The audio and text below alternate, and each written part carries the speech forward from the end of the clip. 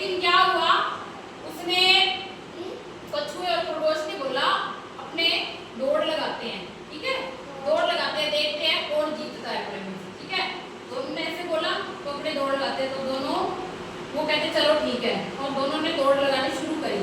अब कछुआ तो बिल्कुल धीरे धीरे चलता है, कछुआ होता है ना जो बिल्कुल ऐसे धीरे धीरे चलता है, ठीक है, और जो खरगोश होता है वो तो एक मिनट से ऐसे भाग जाता है, वो बहुत तेज दौड़ता है जैसे कछुआ। तो फिर वो ऐसे करे, दोनों जने दौड़ लगानी शुरू कर दी उन्होंने।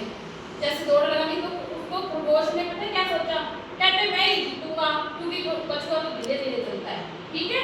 तो इसलिए वो दोनों दौड़, फिर वो खरगोश तो आगे निकल गया, जो कछुआ था ना वो पीछे रह गया, पीछे रह गया। फिर आगे जाके खरगोश ने देखा भी कछुआ तो अभी बहुत पीछे है, चलो मैं इतने रेस्ट कर लेता हूँ, वो आएगा इतने में तो मैं तो जीत ही जाऊंगा। उसको ऐसे अपने पे वो था, अहंकार आ गया उसके मन में, जन की अहंकार आ गया।